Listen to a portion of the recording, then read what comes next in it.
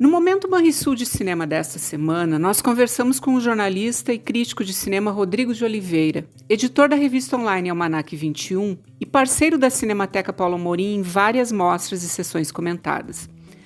A Almanac 21 sempre é dedicada a um tema específico, e neste novo número, a revista destaca a riquíssima produção cinematográfica do ano de 1980. Há exatos 40 anos, estreavam nos cinemas filmes como Touro Indomável, do Martin Scorsese, O Iluminado, do Stanley Kubrick, O Último Metrô, do francês François Truffaut e A Sombra de um Samurai, do japonês Akira Kurosawa. No Brasil, por exemplo, chegavam às telas clássicos como Bye Bye Brasil, do Cacá Diegues, e Pichote, A Lei do Mais Fraco, do Hector Babenco. E quem nunca chorou vendo A Lagoa Azul, a triste história com Brooke Shields e Christopher Atkins? Pois é, este também é um dos filmes que estreou em 1980. E então, Rodrigo, tudo bem? Eu gostaria que contasses pra gente por que o cinema do ano de 1980 foi tão marcante. Pois é, foi o começo de uma década muito importante, não só para o cinema, para a cultura em geral também. Por muito tempo, 1980 e a década de 80 como um todo foi meio que colocada num viés de década do exagero, das roupas espalhafatosas, do neon. Mas tem muita coisa interessante nos anos 80 e que, vendo 40 anos depois, a gente pode realmente colocar os filmes naquele prisma do tempo, né? Então, filmes que realmente depois de 40 anos continuam interessantes, continuam dizendo alguma coisa, são retratos de uma época também, e a gente vê filmes brasileiros, por exemplo, ver um Bye Bye Brasil hoje, é tu pegar um Polaroid que o Cacá Diegues fez do Brasil de 1980, de 1979, no caso, que ele gravou o filme, né? Mas ainda assim, é um Brasil que estava mudando, um Brasil que estava se transformando. E ver isso 40 anos depois é muito interessante. Então, o que eu gosto de fazer a revista também e olhar períodos cinematográficos anteriores, né? É poder ver isso mesmo, poder ver aqueles retratos de uma época diferente, seja do Brasil, seja da França, seja dos Estados Unidos, da Inglaterra, do Japão também, que a gente tem nessa revista. Então isso que é legal, né? É de poder observar como os diretores, como os roteiristas daquela época observavam ao seu redor e faziam então o seu cinema. E é basicamente por isso que eu escolhi também essa década e esse ano para fazer então essa revista agora em 2020. E o interessante ali que os anos 80 eu acho que teve algumas mudanças na forma de fazer cinema, né? Começaram aqueles filmes espetáculos, né? Os filmes de grandes catástrofes foram marcantes naquela época, começou a mudar um pouco a produção também, né? E acho que os próprios filmes de terror, eles começaram a ter uma pegada um pouco mais séria, né? Não era aquele terror tão caseiro, tão de só assustar mesmo. Acho que eles enveredaram por um terror mais psicológico também, né? A partir daquela época. Se a gente for pegar a 1980 como um todo, né, como a década como um todo, foi realmente um boom dos filmes de terror, né? E acho que muito também em conta da popularização do VHS, né, na época. Então, muita gente alugava os filmes de terror também para assistir em casa, e a produção cinematográfica acabou também aumentando. Se a gente for ver, Sexta-feira 13, que começou em 80, tinha um filme por ano. É uma produção absurda, se for pensar, né? Eram filmes, claro, que tinham um orçamento ok, eram filmes que tinham uma produção também diminuta, se for pensar, né? Era um elenco cheio de jovens, tinha ali os seus efeitos visuais, né? Efeitos especiais para fazer o sangue, as matanças e tal, mas eram filmes feitos um por ano. Logo depois a gente teve também o Hora do Pesadelo. Antes a gente teve nos anos 70 o Halloween, né? Que começou também um pouco esse lance do slasher, do assassino também, né? Como um assassino misterioso e tal, que acaba caçando os jovens. Então nos anos 80 teve muito isso, essa pegada do horror. E a gente tem na revista esse Sexta-feira 13, né, que é o primeiro filme da série, mas também tem um outro horror que é bem diferente, que é o Iluminado, que é um horror muito mais psicológico. A gente está vivendo uma quarentena nesse momento, né? E a gente vê, no caso, no filme, o Jack Nicholson e a família dele, né, presos num hotel, numa quarentena, ainda que não seja uma quarentena por causa de um vírus, mas uma quarentena meio que forçada, porque o hotel ele está num lugar inóspito, então um lugar frio, tu não pode sair do lugar, e aquele cara vai enlouquecendo através do tempo, por conta, obviamente, né, do que acontece dentro daquele local. Mas é um paralelo interessante com a nossa quarentena de hoje, ver o Jack Nicholson escrevendo seu livro, tentando não enlouquecer naquele hotel, né? Sim, é muito interessante. Agora conta pra gente como é que foi selecionar esses 21 filmes, né, dentro de um contexto tão grande, assim, que tinha tantos filmes bons naquele ano e naquela época. Como é que tu chegou nesses 21 filmes que compõem a revista, essa edição da revista? Eu acho que essa lista foi uma das mais difíceis que eu fiz. Eu já fiz outras revistas de outras épocas também, mas eu tenho uma lista que está na revista também, de mais 21 filmes que poderiam ter entrado e não entraram com destaque, mas que também são mencionados, porque é muita coisa. E além desses 21, tinha mais filmes que podiam entrar. É muita coisa, realmente. Em 1980, a produção nacional foi muito boa, então são 3 filmes que tem na lista, por exemplo, e podia ter mais. O Homem que Virou Suco, por exemplo, que é um filme excelente dos anos 80, não deu para entrar na lista, e acabou ficando nessa lista reserva. Mas para eu escolher os filmes, eu busco festivais. Então eu vou para Cannes, vou para Veneza, vou para Berlim. Daí eu vejo o que cada festival exibiu na época, os filmes premiados. Eu vejo o Oscar, então o que o Oscar teve naquele ano. O BAFTA, que é o prêmio inglês. Eu vou também no César, que é o prêmio francês. Vou em festivais brasileiros também. O que rolou em Brasília na época, o que rolou em Gramado. E vou buscando esses filmes a partir dessas premiações e filmes também que depois de um tempo acabaram virando referência. O Apertem os Cintos, o Piloto Sumiu, por exemplo, que é uma comédia hilária, ela ganha prêmios, até porque comédia geralmente é mais complicado ganhar algum prêmio importante como esse que eu mencionei.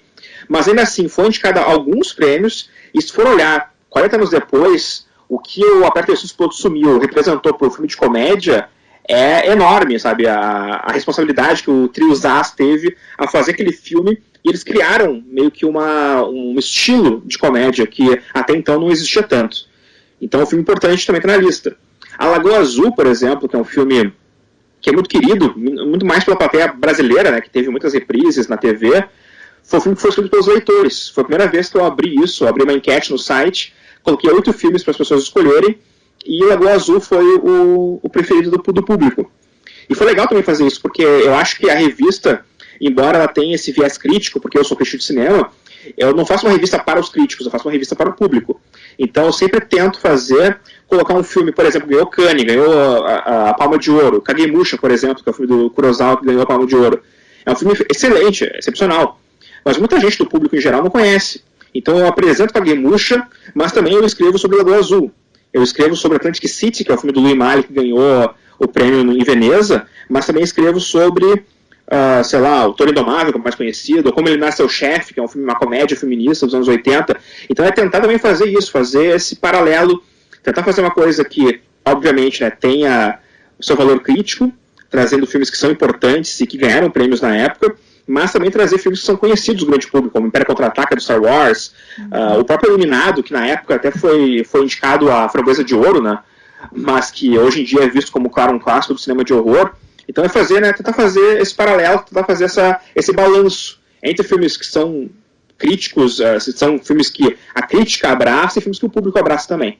Se tu tivesse que indicar dessa lista toda, assim, sei lá, 3 ou 4 filmes que tu considera fundamentais, essenciais, enfim, que são uma síntese dos anos 80 e que tu recomenda muito para as pessoas verem, o que tu indicaria dessa lista? Bom, a gente falou já do Iluminado, né, que eu acho que é um dos grandes filmes do Stanley Kubrick, e acho que esse é um filme tão importante que eu coloquei na capa também da revista. Então, e é um filme icônico, tem cenas icônicas, tem imagens. O Kubrick, ele tinha aquela manha de conseguir fazer cada filme diferente do outro, né? Ele trabalhou em quase todos os gêneros, né, do cinema, e sempre mudando sua cara, né, pro filme. Então, Iluminado seria certamente um deles que eu colocaria nessa lista de destaques. Colocaria o Brasil, para mim, é complicado, porque são 3 filmes que eu botei na lista, e Bye Bye Brasil e Pichote são igualmente importantes. Então seria difícil, sabe, escolher um apenas. O Bye Bye Brasil, por ter aquele viés de ser realmente uma Polaroid do Brasil daquela época, e de mostrar uma situação de uma trupe que se acha esperta, mas que também acaba entrando em golpes no passar do tempo. E a gente vê naquele Brasil profundo, aqueles lugares que a televisão não chegava, e eles conseguiam chegar e fazer os seus espetáculos. Tem um lirismo no filme também, que eu acho bonito. E o Pichote é o tapa na cara, né? O Pichote é uma realidade muito brutal de São Paulo nos anos 80 e do Brasil também como um todo, mas como o filme é feito em São Paulo, basicamente é a história de crianças da FEBEM que escapam da FEBEM e acabam fazendo golpes, matando pessoas. Então, é um filme muito forte, muito também por causa da história do protagonista também, né, o Leandro Ramos da Silva, que fez o Pichote, depois tentou uma carreira no cinema e na TV, não conseguiu, acabou sendo morto pela polícia, né, pouco tempo depois do filme. Então é uma história muito, muito impactante da Hector Babenco que ele conta no Pichote. E Toro Indomável, né? Toro Indomável acho que é um filme do Scorsese que é imprescindível, né? Quem curte o cinema do Scorsese é obrigado a ver Toro Indomável, porque é um filme que foi também um momento impactante na carreira do Scorsese. O Scorsese ele tinha acabado de sair do hospital, ele estava com muitos problemas com drogas, ele quase morreu, né, no final dos anos 70. E Toro Indomável foi o começo de uma nova fase para ele. E é um filme que o De Niro queria muito fazer, o De Niro encheu a paciência do Scorsese para fazer o filme durante 4 ou 5 anos, tentando sempre convencer o Scorsese a fazer, mas o Scorsese não gostava de esporte, não gostava de boxe, então ele não se interessava pela história, até que depois que ele estava no hospital, ele viu o roteiro e se viu no Jake LaMotta. Então aí ele, bom, agora sim eu consigo fazer esse filme, porque eu consigo entender o personagem. E foi e fez, é um filme brilhante, assim, um filme que, embora ele tenha ganhado alguns prêmios, podia ter ganhado mais. O Gente Como a Gente ganhou o Oscar naquele ano, né, mas o Toro Indomável estava ali no páreo também. São 2 belíssimos filmes, inclusive, mas o Toro Indomável acho que tem mais punch. E desculpem o trocadilho com o boxe, mas ele tem realmente mais força, assim. Mas são 2 filmes belíssimos. E tem vários outros, né? Tanto que tem 21 na lista, mas acho que esses seriam talvez os mais assim, daquele ano para mim. Os imperdíveis. É. Bom, Rodrigo, essa edição da Almanac 21 acabou de ficar pronta, né? Tá recém saindo do forno, entre aspas. E eu gostaria que tu contasse como é que o público pode acessar a revista, enfim, que tu nos desse o serviço todo para quem quiser conhecer os filmes e ler os textos todos. Maravilha. Então é o seguinte, o site almanac21.com.br, ali tem todas as revistas que a gente já lançou, essa é a nossa revista de número 28, então tem todas as revistas anteriores, por aí tu pode comprar também. E essa revista é a mais recente, R$ 9,90 é o valor da edição. São mais de 100 páginas. Cada filme tem 4 páginas de destaque na revista, então são textos longos, são textos que eu trago curiosidades do filme, também tem a parte crítica, tem a sinopse. Então são textos que eu faço pesquisa, né, da época, para também falar um pouquinho sobre como o filme chegou a vir a ser como ele foi, né, como ele ficou. Tem a parte crítica também. Tem uma ficha técnica do nome do elenco, quem dirigiu, data de estreia no Brasil. Eu vou nos jornais da época para saber realmente quando o filme estreou em São Paulo e Rio de Janeiro, para ter a data correta mesmo, porque na internet não se acha direito nessas datas. E tu pode comprar então, essa edição por R$ 9,90 no site almanac21.com.br. A revista chega em PDF, tu pode baixar em PDF no teu e-mail, ou também tu pode ler no próprio site. A gente tem ali no site a tecnologia Flipbook, que lembra como é uma revista impressa, né? Então tu pode folhear a revista como se ela fosse impressa ali no próprio site. Então tu pode conferir também a revista ali. Mas eu te recomendo que tu leia no PDF mesmo, porque é uma maneira mais, acho que, confortável de ler uma revista digital. Pode ser no tablet, pode ser no computador, pode ser no celular, então, para poder conferir os textos aí dos 21 filmes que são destaques em 1980.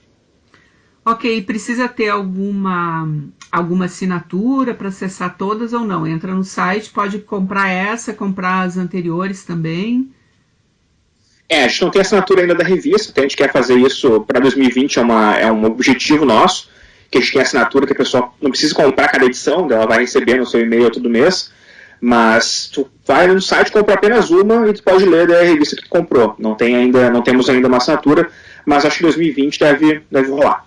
Maravilha. Rodrigo, a gente já pode perguntar qual será o tema da próxima revista, ou tu ainda não sabe?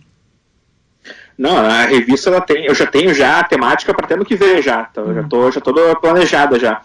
A próxima revista vai ser sobre a série Seinfeld, que completou 30 anos ano passado. A ideia era ter lançado ano passado a revista, né, mas aquela coisa, né, de tempo acabou não rolando, então esse ano vai rolar. Agora, próximo mês, tem a revista de Seinfeld, trazendo 21 episódios memoráveis da série, que agora voltou para a Amazon Prime, mas que ano que vem vai estar na Netflix. Então eu acredito que, chegando na Netflix, vai ter uma galera nova que vai conhecer a série depois de tanto tempo, né? Vai ter um novo público, e a revista ela vai também servir para isso, né? Pro fã antigo, que quer relembrar a série, mas para o fã novo também que quer acompanhar. Então tem um guia de episódios para acompanhar esse Seinfeld. E depois do Seinfeld vai ter uma revista de filmes de 1990, que daí vai ser mais uma revista nesses moldes de 80, mas aí com os filmes, claro, lançados em 1990, 30 anos de grandes filmes.